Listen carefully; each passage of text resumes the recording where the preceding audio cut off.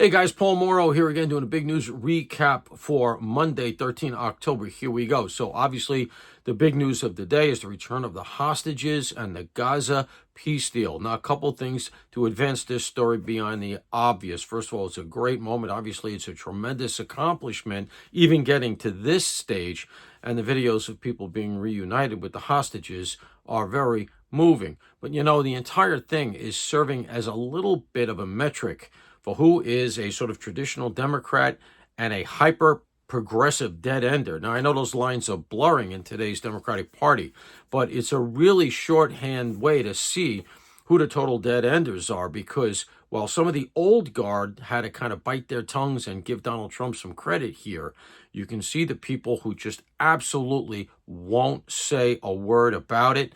And that takes us to one of the primary candidates, and that is the potential next mayor of New York City, Zoran Mamdani. So on a day when all of this has come to fruition and could lead to a lasting peace and a real Palestinian homeland, if they can work all of the details out. And it's going to be messy, no question about it. It's not going to be easy, but this is the closest we've gotten. On a day like that, Mamdani does what? He goes on a 5K run for the UN Relief and Works Agency, which is a notorious Hamas-adjacent entity. And the 5K run was for Gaza. So he's very clearly making a statement there. And the fact that he didn't make a statement about the fact that the peace treaty is signed and that the hostages are returned speaks volumes.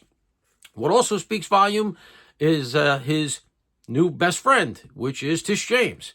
Tish James held a rally, was with Mamdani today at a rally. She didn't hold it. She's making herself adjacent to him now, which is very telling, right? She's supposed to be a state attorney general. She's cozying up to the potential next mayor. And all of a sudden, she's all about all things Mamdani. And you got to say to yourself, as the story broke today, that a lot of Mamdani's donors are from outside not only New York City, the majority are from outside New York City in terms of dollar amount, but also from overseas. You got to say to yourself, why? Why do these people care about who's going to run New York City if you live in Australia? And the reason is because you got to remember, Marxism is a global movement, international, and they see right now he's the standard bearer for that, and apparently so does Tish James. Lastly, I just want to say this, from the Renaissance to the Age of Exploration to the Enlightenment, ultimately leading to the American experiment, those Western Europeans were responsible for more progress in a telescoped period than anybody in history, however imperfect. And that said, happy Columbus Day.